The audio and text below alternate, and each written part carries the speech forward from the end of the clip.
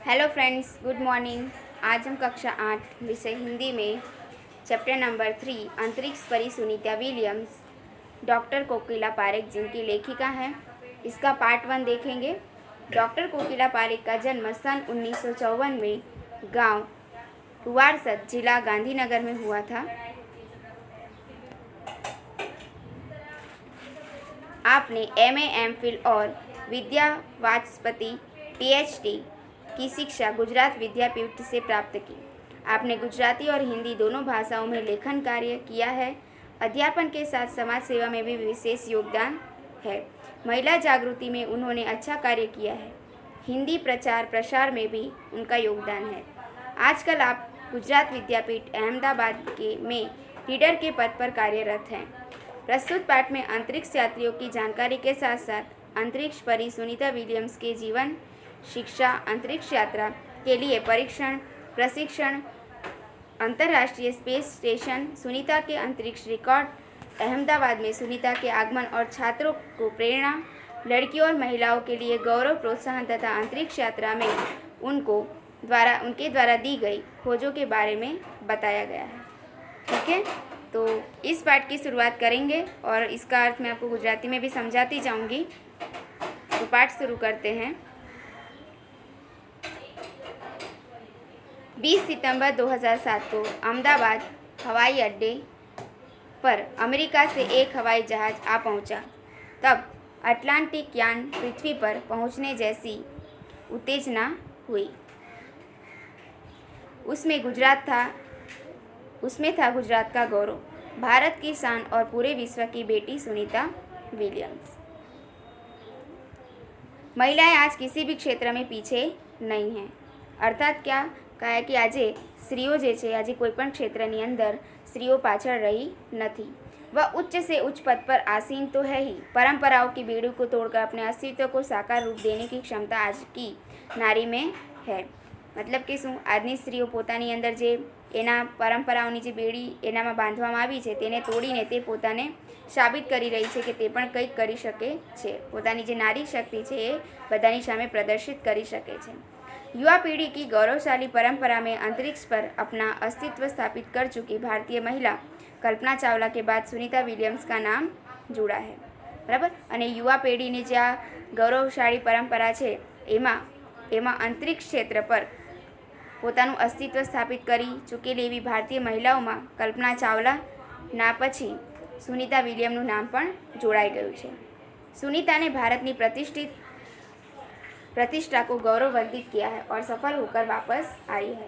અને આજે સુનીતા વિલિયમ છે એ ભારતનું જે ગૌરવ છે એની અંદર સફળતા મેળવી છે અને ભારત દેશને गौरव અપાવ્યું છે। हमारे देश के हरियाणा प्रांत के करनाल शहर की कल्पना चावला को प्रथम महिला अंतरिक्ष यात्री होने का सम्मान मिला था। તમને ખબર જ હશે કે હરિયાણા જે રાજ્ય છે ત્યાં વિસ્તારની જે કરનાલ શહેર છે ત્યાં રહેનાર कल्पना चावला ये प्रथम महिला अंतरिक्ष यात्री होવાનું सम्मान મેળવ્યું છે। हमारे राकेश शर्मा भी प्रथम भारतीय अंतरिक्ष यात्री हैं। यानी कि जे राकेश शर्मा जे છે તેઓ भारतना प्रथम अंतरिक्ष यात्री कहवाया। दुख की बात यह हुई कि कल्पना चावला हौसले की बुलंदी को छूकर हमारी कल्पना बन गई। અને દુઃખની એ વાત છે કે કલ્પના ચાવલા જે છે તે પોતાની સફળતાની મંજિલ સુધી પહોંચી ગઈ, પરંતુ એ આજે આપણી એક કલ્પના બનીને રહી ગઈ છે। कल्पना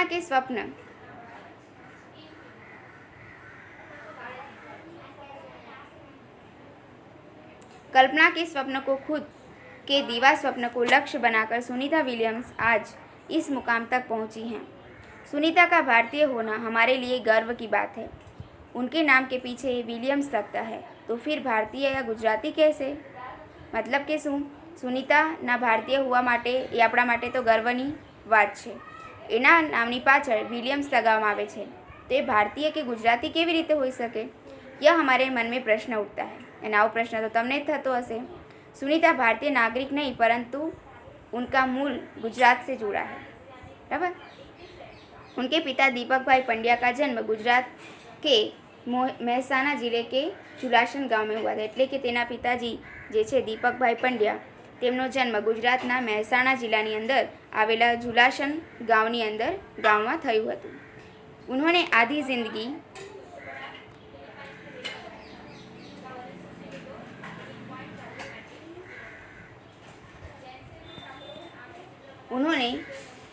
जिंदगी गुजरात में बिताई. अहमदाबाद में माध्यमिक शिक्षा उच्च शिक्षा प्राप्त की. એટલે કે એમણે પોતાનું અડધું જીવન જે શિક્ષણનું જીવન હતું એ ગુજરાતમાં વિતાવ્યું. બરાબર. અહેમદાબાદ જે છે ત્યાં એમણે માધ્યમિક શિક્ષણ પૂરું કર્યું અને ઉચ્ચ શિક્ષણ અને પૂરું કર્યું. ડૉક્ટરી સેવા દેકર યાની કે તેઓ ડૉક્ટર બન્યા અને ડૉક્ટરની સેવા પણ આપી અને 1960માં સદા કે લીએ અમેરિકા ચલે ગયા. યાની કે 1960ની અંદર તેઓ સદા માટે અમેરિકા ચાલ્યા જાય છે. वे मैसाचुसेट्स के कालमाउथ में प्रसिद्ध न्यूरोसर्जन थे. उन्होंने उर्सबाइन बोनी नामक युगोस्लावियत युवती से शादी की. બરાબર. જે એમની પત્ની જે હતી એનું નામ હતું ઉર્સબાइन બોની. એમના સાથે લગ્ન કર્યા. પિતા દીપક પંડ્યા और माता उर्सबाइन के जय दीना और सुनीता तीनों संतानों में सुनीता सबसे छोटी थी. એટલે કે એમની 3 સંતાન હતી, જય, टीना અને सुनीता, જેમાં सुनीता એ સૌથી નાની હતી. सुनीता का जन्म 19 दिसंबर 1965 को ओहियो अमेरिका में हुआ था. यानी कि अमेरिका के ओहियो विસ્તારની અંદર 19 दिसंबर 1965 में થયો હતો. मुक्त वातावरण में पली सुनीता में साहसिक वृत्तियाँ उभर सकी थी. ત્યાં અમેરિકાની અંદર તેને ખૂબ મુક્ત વાતાવરણ મળ્યું. અમેરિકા જેવા દેશની અંદર તેને ખૂબ મુક્ત વાતાવરણ મળ્યું, જેના કારણે તેની સાહસિક વૃત્તિઓ જે હતી તે ખૂબ ઉભરીને આવી. सुनीता बचपन से ही दौड़, स्विमिंग, घुड़दौड़ी, बाइकिंग, स्नोबोर्डिंग, धनुर्विद्या जैसे साहस भरे खेलों में भी भाग लेती थी. वह मेहनती थी, शिक्षकों की चहेती थी. घर वाले उसे प्यार से सुनी कहते थे. સુનીતાને આવું સરસ વાતાવરણ મળવાના કારણે તે ઘણી બધી પ્રવૃત્તિઓમાં ખૂબ અવ્વલ પર હતી.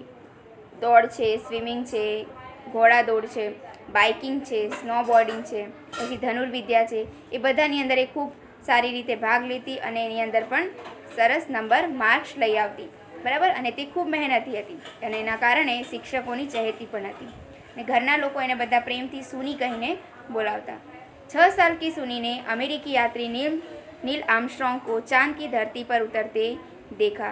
જ્યારે 6 વર્ષની હતી ત્યારે અમેરિકાના યાત્રી નીલ આર્મસ્ટ્રોંગ એ પણ એક અંતરિક્ષ યાત્રી છે. બરાબર. તો તેમને ચાંદની ધરતી પરથી ઉતરતા જોયા. તબ से मन में निश्चय कर लिया था कि मुझे कुछ ऐसा कर दिखाना. એ દિવસે એણે પોતે સંકલ્પ કર્યો કે મારે પણ આમ જ કંઈક કરીને બતાવવું છે. બચપન કા સંકલ્પ उसने સાકાર કિયા. મિત્રો, તો આપણે પણ જો મનમાં જે સંકલ્પ લઈએ તેની પાછળ આપણે શું કરવું હોય છે, એક જિદ્દી બનીને આપણે મહેનત કરવાની હોય છે, તો જ આપણે સ્વપ્નને સાકાર કરી શકીએ છીએ. उसकी हाई स्कूल की शिक्षा मैसाचुसेट्स से हुई. यूनाइटेड स्टेट नेवल अकादमी मैरीलैंड से भौतिक विज्ञान में स्नातक किया. Engineering management Florida institute of technology 1995 में बाद में अनुस्नातक किया. इसके पहले 1987 में नेवल एकेडमी व्यावसायिक अनुभव के लिए जुड़ी, जहां साहस और श्रम की प्रवृत्तियों का महत्व था. बराबर. એવી કેટલીક એકેડમીઓ હોય છે કે જ્યાં સાહસ અને શ્રમને મહત્વમાં આપવામાં આવે છે. બરાબર. કે દાખલા તરીકે તમારામાં કરી બતાવવાની હિંમત છે, તમારામાં કઈ ખૂબીઓ છે, બરાબર, અને તમારી આવડત શું છે એની પર મહેનત કરવાનું હોય છે. बराबर. तो इसके बाद नेवी में एविएशन ट्रेनिंग, अमेरिका में कमीशन अधिकारी बेसिक डिवाइस ऑफिसर का पद मिला. बराबर. એની ટ્રેનિંગ પૂરી થયા પછી અમેરિકાની અંદર તેને કમિશન અધિકારી બેસિક ડિવાઇન ઓફિસરનો સ્ટેટસ મળે છે. હેલિકોપ્ટર પ્રશિક્ષણ પ્રાપ્ત किया. ત્યારબાદ તેણે હેલિકોપ્ટરને લગતી બધું પ્રશિક્ષણ પ્રાપ્ત કર્યું. प्रशिक्षण के बाद ऑफिसर इंचार्ज बन गई.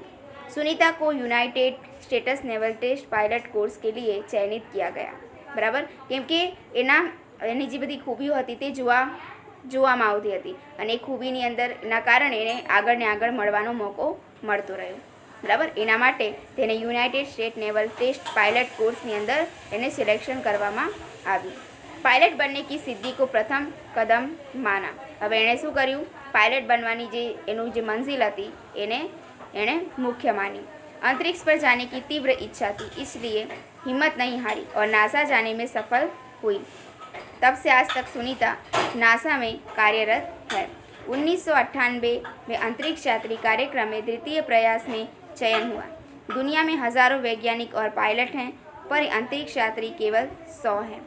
सुनीता ने खास मित्र और सहाध्यायी माइकल विलियम्स से शादी की और सुनीता पंड्या से सुनीता विलियम्स बन गई। बराबर। માઇકલ વિલિયમ્સને સુનીતા સિદ્ધિઓ મેં સાથ થયા અને એના જેની સાથે મેરેજ થયા, લગ્ન થયા, એણે પણ એની સફળતાની અંદર કદમ આગળ વધારવા માટેનો ખૂબ સાથ સહકાર આપ્યો। सुनीता को अंतरिक्ष परी बनाने में कल्पना चावला ने ही प्रेरणा स्रोत काम किया है। બરાબર, કેમ કે દરેક સફળ વ્યક્તિનો કોઈને કોઈ આઈડિયલ હોય જ છે। બરાબર, તે રીતે સુનીતાને પણ જે आइडल कौन હતું? कल्पना चावला। पिछले 8 वर्षों में अंतरिक्ष यात्रा पर जाने वाली भारतीय मूल की दूसरी महिला की सकुशल वापसी में लोगों ने राहत की सांस ली। बराबर, કે જ્યારે કલ્પના ચાવલા ગઈ હતી ત્યારે રિટર્ન થતી વખતે જે છે એ શું હતું? એ અદૃશ્ય થઈ ગઈ, મતલબ તેનું મૃત્યુ થયું હતું।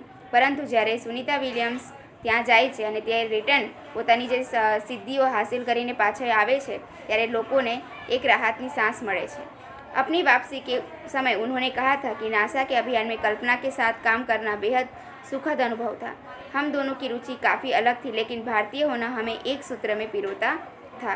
दोनों को भारतीय संगीत से बेहद लगाव था। कल्पना से मुझे काफ़ी कुछ सीखने को मिला है।